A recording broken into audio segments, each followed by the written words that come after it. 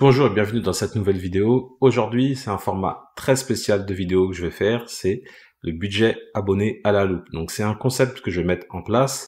Alors je vais te donner le contexte. Donc c'est une maman qui m'a contacté sur Instagram et donc qui est institutrice, qui touche 2100 €, qui a, tu vas le voir tout de suite, qui a pas des charges très élevées, mais malgré tout, elle n'arrive pas du tout à épargner, elle est dans le rouge tout le temps, elle a un gros découvert et sincèrement, ça m'a pris du temps pour préparer cette vidéo parce que il y a pas mal de boulot, tu vas le voir. C'est pas péjoratif de dire ça, mais il y a pas mal de boulot. Donc, moi, je recommande, lorsque on est dans une situation où on n'arrive vraiment pas à gérer son budget, où c'est très compliqué, où on est dans le rouge tous les mois, la meilleure méthode selon moi, c'est la méthode budget base zéro. J'aime bien également tout ce qui est répartition budget. J'en ai d'ailleurs beaucoup parlé sur cette chaîne, mais la répartition budget, c'est quand tu es déjà plus ou moins avancé dans ta gestion budgétaire. Mais quand il y a un gros travail à faire, la méthode budget base zéro, elle est beaucoup plus adaptée, mais elle est beaucoup plus compliquée à mettre en place. C'est ce qu'il faut comprendre. Donc là, j'ai rentré toutes les informations que m'a donné donc l'abonné. Donc elle a un salaire de 2100 €, qui peut varier parce que elle m'avait dit dans un premier temps que c'était 2100, un coup c'est 2200. En fait, ce qu'il faut comprendre, c'est que surtout quand on a des salaires qui varient, c'est vraiment de chaque mois faire son budget, parce que le budget il va varier. Parce que quand on gagne 2100 ou quand on gagne 2200 €, bah forcément le budget il peut pas être le même puisque on n'a pas les mêmes revenus et les charges doivent être adaptées, notamment les dépenses variables. Donc elle a 3 enfants, donc elle a la CAF, elle touche 508 € de la CAF. Au niveau du loyer, alors c'est un loyer partagé avec son conjoint, donc elle paye 450 €, je crois que son conjoint il paye à peu près 560 €. Ils sont répartis les dépenses au prorata des différents salaires que touchent l'un et l'autre. Au niveau des charges, bon, il y a le téléphone, l'électricité. Ça, électricité très intéressant, elle paye au réel. Moi, ce que je vais recommander de faire, c'est pas de payer au réel touche. Le problème du réel, c'est qu'il y a des mois, bah, elle va payer 200 € et il y a des mois, elle va payer 80 €. Alors, bah, quand t'es en été et que tu payes 80 €, c'est bien parce que du coup, ça réduit tes charges. Mais quand t'es en plein hiver et que tu payes 200 €, bah là, c'est tout de suite moins intéressant. Donc moi, ce que je recommande de faire, c'est plutôt de lisser sur l'année et de payer toujours le même montant, que ce soit en été ou en hiver. C'est beaucoup mieux de gérer son argent comme ça parce que là, en gros, j'ai mis l'électricité dans les dépenses fixes. Mais comment elle gère son truc, bah ça serait dans les dépenses variables en fait, parce qu'elle sait jamais le montant qu'elle va payer, puisque elle est au réel. Moi, ce que j'aurais fait, c'est lisser sur l'année le même montant. Elle contacte son opérateur, elle dit voilà, je veux avoir une mensualité lissée sur l'année, un abonnement fixe, et en fonction de sa consommation, il va lui dire alors ça va faire tant par mois. Alors, pourquoi c'est intéressant de faire ça? On peut le prédire. On sait combien on va payer tous les mois. L'idéal, c'est toujours de mettre un peu plus que le prévisionnel que nous propose la personne qu'on a au téléphone. Toujours mettre un peu plus. Comme ça, vaut mieux qu'on nous rende de l'argent que nous, on doit en mettre. Ensuite, au niveau des frais, donc elle a la crèche, les factures, la mutuelle, l'assurance voiture. Donc ça représente 1272 € de frais fixes, ce qui est très correct par rapport à ce qu'elle touche. Mais là où ça commence à devenir compliqué, c'est au niveau des crédits. Et là, tu vas voir, il y a énormément de crédits qui ne devraient pas être ici. Elle a une créance huissier parce que elle a contesté des frais qu'elle devait payer avec son bailleur. Donc ça, elle paye 65 €. Elle a fait un échéancier avec donc l'huissier. Et quand je lui ai demandé quand est-ce que termine cette créance, elle m'a dit je pense bientôt. Alors, ce qu'il faut comprendre, surtout quand c'est des dettes, il faut savoir combien il nous reste à payer et surtout quand est-ce que ça finit. Parce que bah forcément, quand toutes ces dettes-là vont terminer, ça sera plus la même chose parce qu'elle aura un budget bien plus confortable. Donc ici également, elle a un crédit conso qu'elle avait souscrit pour son mariage. Alors s'il vous plaît, les personnes qui m'écoutent ici aujourd'hui, ne prenez jamais de crédit pour ce genre de choses, surtout pour quelque chose qui dure un jour. Je me suis moi-même marié et ça a été longtemps une problématique, l'argent, savoir comment j'allais financer mon mariage, parce que je me suis dit, tant que je n'ai pas l'argent pour mon mariage, je vais pas me marier. Alors que les gens pourront dire oui, mais quand même, c'est pas normal, etc. Le mariage, c'est l'amour. Oui, super, d'accord. Mais il faut le payer, le mariage. Et là, en l'occurrence, si elle avait pu attendre potentiellement et le payer, ça serait 300 € de mensualité en moins qu'elle aurait eu. Donc ça, c'est vraiment quelque chose à prendre en compte. Ne jamais payer pour des choses comme ça à crédit. Ici également, elle a une réserve boulanger de 900 €. C'est un achat qu'elle a effectué pour acheter un billet d'avion. Donc, comme tu t'en doutes bien, une réserve d'argent, il y a des taux d'intérêt qui sont très élevés. Donc c'est surtout à fuir. On n'achète pas un billet d'avion avec une réserve d'argent. On achète un billet d'avion parce qu'on l'aura budgétisé et qu'on l'aura programmé sur plusieurs mois et qu'on aura mis l'argent de côté. Là, par exemple, dans l'exemple, comme tu peux le voir là, il n'y a pas d'épargne. Mais ce qu'elle aurait pu faire, c'est budgétiser, par exemple, 6 mois à l'avance, billet d'avion. Voilà, elle aurait mis le billet d'avion et ensuite, elle aurait ajouté le montant par mois. Elle aurait découpé, par exemple, sur 10 mois. Je sais pas, le billet d'avion, il coûte, je dis une bêtise, 600 €. Elle budgétise ça sur 10 mois et ça fait 60, 60, 60, 60. Et le jour où il faut payer le billet d'avion, bah, c'est déjà fait. Bah, elle le fait et elle n'a pas besoin de prendre une réserve d'argent. En fait, un budget, c'est de l'anticipation. C'est anticiper les dépenses qui peuvent arriver, anticiper toutes ces choses-là. Là, pareil, elle a un échéancier mutuel parce qu'elle n'a pas payé la mutuelle pendant X mois. Elle sait pas pourquoi. En fait, si elle avait regardé ses comptes, elle se serait rendue compte qu'elle n'a pas payé. Alors, je sais pas si elle n'a pas payé parce qu'elle n'avait pas les fonds ou elle n'a pas payé parce que il y a eu un changement de compte, etc. Ce qui peut arriver, hein, attention. Et donc ça, elle le paye jusqu'en octobre prochain. Donc, en octobre prochain, elle aura plus ça, elle aura plus ça. Ça, le crédit conso, c'est jusqu'en 2025. Je sais pas quand est-ce qu'elle s'est mariée, mais là, il reste donc 2 ans avant qu'elle rembourse ces 300 € là. Ça, elle va pouvoir le rembourser assez rapidement. Mais voilà. Du coup, ça va lui faire là, d'ici quelques mois, près de, on va dire 160 €. Près de 160 € en plus sur son budget. Donc, ensuite, au niveau épargne, bah, comme tu peux le constater, la case est vide. Elle n'épargne pas du tout d'argent, elle est tout le temps dans le rouge et elle n'arrive pas à savoir pourquoi. Parce quand je lui ai demandé, mais est-ce que tu es dépensière? Elle me dit que non. Après, quand on creuse, elle me dit qu'elle fait beaucoup d'Uber Eats. Elle me dit qu'elle a jamais rien mis en place pour gérer son budget. Ni tableau, ni rien du tout. Ça veut dire qu'elle vit au jour le jour, elle reçoit son salaire, elle paye ses dépenses et elle comble toutes ses dépenses avec son salaire suivant. Elle vit de salaire en salaire. Ça, c'est surtout pas à faire. Donc, comme je te disais, elle a pas d'épargne. Et elle budgétise pas tout ce qui est dépenses exceptionnelles et variables. Elle a également beaucoup d'amendes. Donc apparemment des amendes de stationnement. J'en sais pas plus, mais voilà. Ça, les amendes de stationnement, très sincèrement, c'est évitable. Peu importe que c'est galère de se garer où elle peut prendre un abonnement dans ce cas-là, ou se garer plus loin, mais en tous les cas, c'est évitable. Elle a eu plus de 1000 € d'amende. Donc tout ça, c'est évitable. Ici, au niveau des dépenses variables, on est à 300 € de course. Je pense que c'est 300 € répartis avec son conjoint. L'essence, elle m'a dit environ 70 €, ok. Mais ici, au niveau des dépenses variables, il manque pas mal de choses. Il manque tout ce qui est vêtements pour enfants, tout ce qui est loisirs.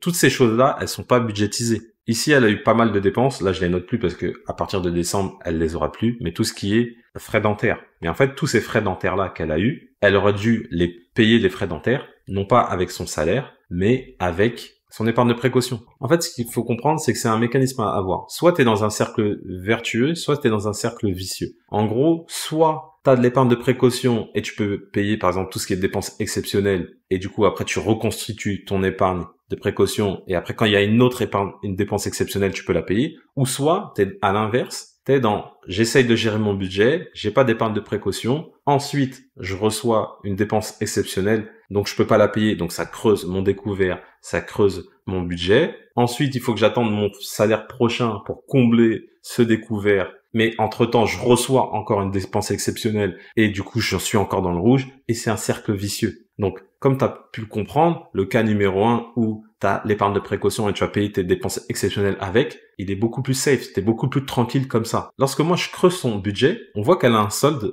qui est dans le positif. Donc là, en mettant toutes ses dépenses et même en mettant près de 460 € de dette, elle est toujours dans le positif. Et pourquoi elle est dans le positif? Parce qu'il y a beaucoup de choses qui ne sont pas budgétisées. Au niveau de l'épargne, je lui recommande d'épargner au minimum 10% de son salaire. J'inclus pas les 508 € parce que ces 508 € là, ils sont là vraiment pour les frais liés à ses enfants. Au niveau de l'épargne, ça fait donc 220 €. Et donc ça, c'est de l'épargne de précaution.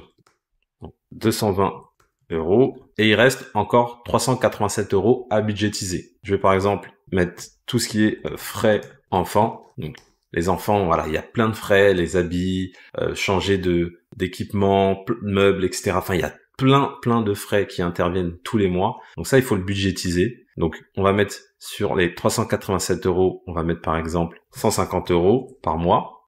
Il reste encore 237 €. Elle a dit qu'elle aimait bien manger des petits Uber Eats. C'est ses plaisirs. Chacun a ses plaisirs. L'idée, c'est pas non plus d'avoir zéro plaisir. C'est pas ce qu'on demande. Donc, on va mettre, par exemple, 50 € Uber Eats, ce qui représente à peu près, peut-être 2 fois dans le mois. Donc, elle va se limiter à 2 fois. Voilà, c'est comme ça qu'il faut le faire. Je me fais 2 petits plaisirs Uber Eats dans le mois. Donc, on va appeler ça Uber Eats. Il reste encore 187 €. Là, je rajouterai encore de l'épargne vacances parce que là, quand elle avait payé cette réserve-là, et ben, si elle avait mis ici directement 100 € tous les mois, bah, à la fin de l'année, ses vacances peuvent être payées entièrement. Et encore, ce budget-là, il est très faible, surtout si elle a 3 enfants. Et il reste encore 87 €. On va mettre ces 87 €. Et ça va être dans divers. Voilà, là on est à 0 €. En fait, ce qu'il faut comprendre, c'est que un budget, c'est une soustraction à faire. Sincèrement, il n'y a rien de plus simple qu'un budget en vrai. Ce qui est le plus dur, c'est de suivre son budget, c'est de tenir son budget. Mais un budget en soi, c'est juste des calculs. Voilà, je mets d'un côté mes revenus, j'enlève mes dépenses fixes, j'enlève mes crédits, j'enlève mon épargne, mes dépenses variables, et après, bah, je dois être au minimum à 0. Là, si elle a 0, bah, ça veut dire qu'elle est à l'équilibre. Ça veut dire qu'elle ne dépense pas plus qu'elle gagne. Et donc là, si elle tient son budget comme ça régulièrement, eh ben, elle va pas être dans le rouge à la fin du mois. C'est aussi simple que ça. Ensuite, une fois que tout ça, là, va être remboursé, ce que moi j'aurais fait, c'est qu'elle a un découvert, je crois elle a une autorisation de plus de 1 000 € de découvert. Donc déjà, je trouve ça énorme. Et elle a demandé à réduire à 600 €. Ce qui est une bonne chose. Et elle a souvent des commissions d'intervention. Pourquoi elle a des commissions d'intervention? Simplement parce qu'elle dépasse son découvert autorisé. Donc, il est super important là de rembourser son découvert autorisé. Donc, en gros, moi, une fois qu'elle aura remboursé cette mensualité-là, je la mets pour rembourser son découvert, pour arriver à réduire son découvert. Donc, je mets 69 € qui va servir au remboursement de son découvert par mois. Une fois que elle aura remboursé sa créance huissier, je rajoute ces 65 € pour également rembourser son découvert, et ainsi de suite. Et après, une fois qu'elle a plus de découvert, plus de commission d'intervention, donc plus de frais qui interviennent, parce que les frais de commission, c'est 8 €, 8 €, 8 €, ça va vite, ça peut aller vite. Et ça, des frais de commission d'intervention, c'est vraiment quand on a mal géré son budget, parce qu'on n'a pas anticipé les choses. Et une fois que j'aurai remboursé mon découvert, ce que je vais faire, c'est que je vais rajouter un peu plus d'épargne pour avoir d'autres projets. Si j'ai d'autres projets, je vais rajouter un peu plus d'épargne. Et également, je vais rajouter un peu plus dans les dépenses variables. Ça peut être par exemple rajouter du shopping. Ça peut être vraiment tout ce qui peut me faire plaisir. Voilà, l'idée c'est ça. Mais ça demande des restrictions pendant un temps. C'est-à-dire que pendant un temps, il va falloir se restreindre. C'est-à-dire faire le dos rond, rembourser ses dettes, tenir son budget. Donc comment on tient son budget? Bah, c'est très simple. C'est-à-dire que on a budgétisé toutes les dépenses variables. Les dépenses fixes, elles sont prélevées, on le connaît, c'est bon. Il n'y a plus à revenir là-dessus. Elles tombent tous les mois, le montant il est plus ou moins le même. On vérifie quand même. Là, c'est pour ça qu'avec mon tableau, il y a le prévu et le réel. C'est-à-dire qu'elle va regarder toutes ses dépenses et ensuite elle va mettre le réel. Est-ce que j'ai réellement payé ça? Voilà. C'est-à-dire qu'au début de mois, elle va budgétiser et dans le mois, une fois que toutes les dépenses vont passer, elle va les noter. Ok, j'ai bien payé la bonne somme. On est bon. Une fois que ça c'est fait, les dépenses fixes, on n'en parle plus. Ici, au niveau de l'épargne, elle va mettre en place des virements automatiques. Pareil, elle y pense plus. Ok, j'avais prévu d'épargner tant, je mets réel. Ok. Ensuite, j'ai mes crédits. Je vais regarder mes crédits. Est-ce que j'ai bien remboursé mes crédits? Pareil, je mets dans réel et il faut que la somme entre le prévu et le réel soit la même. Si c'est pas la même, c'est qu'il y a un problème et on va voir pourquoi il y a un problème. Ensuite, ici, bah, je regarde si j'ai eu des dépenses exceptionnelles, je vais les noter et je vais voir c'est quoi ces dépenses exceptionnelles. Par exemple, dans son cas, c'était les frais dentaires. Et bah, les frais dentaires, ils peuvent être payés avec une partie des frais pour les enfants. Parce que j'ai mis frais enfants volontairement large. Parce que ça peut être les vêtements, ça peut être les frais dentaires, tout ce qui est lié aux frais des enfants. Une sortie scolaire, tout ce qui est lié, il faut budgétiser. Et tous les mois, il faut mettre un montant. Et elle a 3 enfants, au minimum 50 € par enfant, c'est le minimum que tu puisses mettre pour un enfant. Et là, c'est ici le plus important. C'est là où elle dépense énormément. C'est-à-dire que elle fait des dépenses, mais rien n'est budgétisé. Là, il faut vraiment budgétiser le truc. Il faut utiliser le système des enveloppes budget. Moi, je recommande de le faire via une application. Pour ma part, moi, j'utilise Lydia. Et en fait, avec Lydia, tu peux faire des sous-comptes. Donc, chaque compte, tu peux faire un compte course, un compte essence, un compte frais enfants, Uber Eats, divers, etc., etc. Et elle va payer avec donc la carte dédiée à ces sous-comptes-là. Il y a besoin que d'une seule carte. Et en fait, à chaque fois que tu vas vouloir débiter un compte, tu peux sélectionner le compte que tu veux débiter. Donc, juste avant, tu vas faire tes courses. Tu sélectionnes le compte course. Ça va débiter le compte course avec ta carte. Et ce qui est bien, c'est qu'en temps réel, bah, par exemple, tu vas dépenser 50 €, tu vas savoir où tu en es en temps réel. Donc, les 50 € seront déduits des 300 €. Et ça, c'est comme ça que tu vas tenir ton budget. Il n'y a pas d'autre secret. Là, ce que je dis, il n'y a rien de miraculeux. C'est c'est tenir son budget au quotidien. Ça veut dire suivre ses dépenses. Et grâce au système des enveloppes budget, tu vas pouvoir suivre tes dépenses de manière très efficace. Je te remercie d'avoir suivi cette vidéo. Si t'as aimé la vidéo, mets-moi un petit pouce bleu, ça fait toujours plaisir. Si t'as des questions, des commentaires, t'as les commentaires qui sont là pour ça, tu n'hésites pas. Si toi aussi tu veux participer à ce type de vidéo et que tu veux que je fasse ton budget en vidéo, je te mets le lien d'Instagram. Il faut que tu t'abonnes au compte Instagram et contacte-moi après en message privé. Également, abonne-toi à la chaîne pour recevoir toutes les prochaines vidéos où je vais te donner des conseils et astuces pour mieux gérer ton budget et je te dis à bientôt dans une prochaine vidéo.